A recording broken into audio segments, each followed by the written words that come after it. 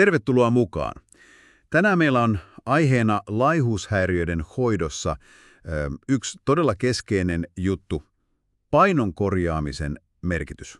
Joo. Käydään läpi tätä sun toimittamaa aineistoa ja pureudutaan siihen, miksi se ravitsemustilan kuntoon saaminen on niin kriittistä siinä toipumisen polulla. Nimenomaan. Ja on hyvä heti alkuun sanoa, että tässä ei puhuta pelkästään numerosta vaalalla. Aivan. Vaan ihan perustavanlaatuisesta asiasta sekä fyysisesti että psyykkisesti. Aliravitsemushan itsessään pitää yllä niitä oireita.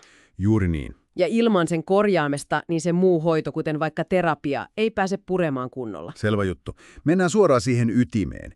Miksi se painon korjaaminen on niin ehdottoman tärkeää?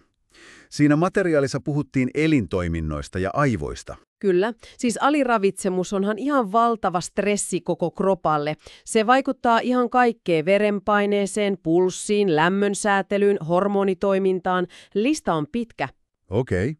Mutta yhtä lailla se iskee aivoihin. Keskittyminen herpaantuu, muisti pätkii, päätöksenteko vaikeutuu, tunteiden säätely kärsii. Aika kokonaisvaltaista. Todellakin. Ja tutkimuksethan näyttää ihan selvän yhteyden. Kun paino alkaa nousta, niin monet niistä psyykkisistä oireista, just masennus ja ahdistus, alkaa helpottaa. Tuosta tulee mieleen se kuuluisa Minnesotan nälkiintymistutkimus. Miten se liittyy tähän kokonaisuuteen? Se on todella hyvä esimerkki. Siinähän siis, jos muistat, terveitä miehiä näännytettiin ihan tarkoituksella. Joo, sota-aikana. Niin, ja siis mitä tapahtui? He alkoivat oirehtia psyykkisesti ihan samalla tavalla kuin syömishäiriöissä usein nähdään. Eli miten? No pakkoajatuksia ruuasta, vetäytymistä sosiaalisista tilanteista, masennusta, ahdistusta, keskittymisvaikeuksia. Huh. Ja nämä oireet helpottivat vasta, kun he saivat taas kunnolla ruokaa. Eli se alleviivaa tosi voimakkaasti, miten syvästi se aliravitsemus itsessään voi muuttaa ihmisen ajattelua ja käytöstä. Aivan järisyttävä tulos kyllä. Mutta sitten se käytännön puoli. Painon nousu itsessään aiheuttaa usein ihan valtavaa ahdistusta sairastuneelle. Joo, se on se iso haaste. Miten siihen pitäisi suhtautua? Siinä aineistossa mainittiin jopa sellainen termi kuin pullukovaihe. Juuri näin.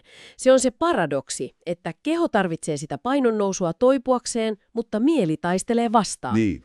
Ja materiaali toteaa, että se ahdistus on usein kaikkein pahimmillaan just siinä vaiheessa, kun se paino alkaa lähestyä sitä tavoitetta. Okei. Ja se pullukka-vaihe liittyy siihen, että kun elimistö on ollut pitkään stressitilassa ja kortisolitasot korkealla, niin se paino voi aluksi kertyä vähän epätasaisesti just vaikka keskivartaloon ja kasvoihin. Aha, eli se on fysiologinen juttu. Nimenomaan.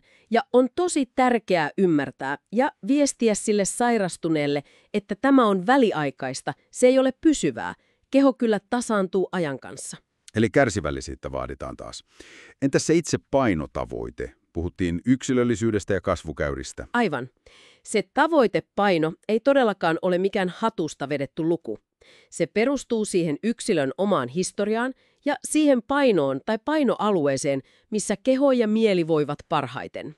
Eli se voi olla alue, ei yksittäinen kilo. Just niin. Ja on tosi tärkeää muistaa myös se, että liian matala tavoite tai se, että jäädään just sinne normaalipainon alarajalle, se on itse asiassa riskitekijä sille sairauden uusiutumiselle, eli relapselle. Okei, eli varmuusvara on hyvä olla. Kyllä.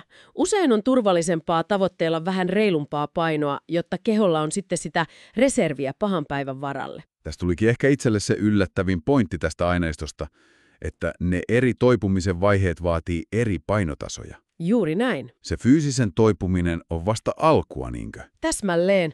Aineisto kuvaa tätä hyvin. Ensin korjaantuu se fysiologia, ne elintoiminnot. Ja. Sitten kuukausien päästä alkaa näkyä parannusta siinä sosiaalisessa ja emotionaalisessa jaksamisessa. Okei. Käyttäytymisen muutokset, kuten joustavuus ruokailussa, ne voi viedä jo lähemmäs vuoden. Aika pitkään. Kyllä. Ja se kognitiivinen toipuminen, siis ajattelun kirpastuminen, niiden pakkoajatusten väheneminen, se voi kestää pisimpään, jopa yli vuoden. Wow. Ja se pointti on just se, että nämä myöhemmät vaiheet vaativat usein korkeampaan painon kuin pelkkä fyysinen vointi. Siksi sitä tukea tarvitaan pitkään sen jälkeenkin, kun paino on paperilla normaali. Tämä kyllä korostaa sitä pitkäjänteisyyttä ihan valtavasti. Ja sitä, miten tärkeää läheisten, vaikka vanhempien, on keskittyä siihen syömisen tukemiseen ja luottaa siihen hoitotiimiin. Nimenomaan. Eikä niinkään tuijuttaa sitä vaakaa tai kommentoida kehoa. Aivan. Fokus pitää olla terveydessä ja jaksamisessa, ei kiloissa tai ulkonäössä. Se läheisten rooli siinä rutiinien ylläpitämisessä ja kannustamisessa on ihan korvaamaton. Joo. Varsinkin kun tämä on niin hidasta ja monivaiheista.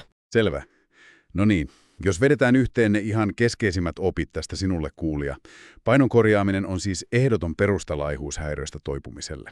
Kyllä. Se vaikuttaa niin kehoon kuin aivoihin. Ja se prosessi on pitkä ja etenee vaiheittain. Se fyysinen puoli on vasta se ihan ensimmäinen askel. Juuri näin. Ja vielä yksi tärkeä nosto siitä materiaalista. Aliravitsemus voi, vähän paradoksaalisesti, tuntua siitä sairastuneesta jopa ahdistusta lievittävältä. Ai niinkö? Joo, ja se luo helposti sellaisen kierteen, joka vaikeuttaa toipumista ja altistaa relapseille myöhemmin, jos tulee stressaava elämäntilanne. Okei, eli siksi ne rutiinit on niin tärkeitä. Nimenomaan. Siksi se säännöllinen ateriarytmi ja suunnitelma on niin tärkeitä myös sen jälkeen, kun paino on jo noussut. Jätetään sinulle vielä tällainen ajatus pohdittavaksi. Kun me nyt tiedetään, että keho ja mieli toipuvat vähän eri tahtiin ja vaativat eri painotasoja, niin miten meidän yhteiskuntana ja terveydenhuoltona pitäisi ehkä muuttaa meidän toimintatapoja, jotta tuettaisiin paremmin tätä kokonaisvaltaista ja pitkäkestoista prosessia, eikä tuijotettaisi vain sitä painon normalisoitumista numerona.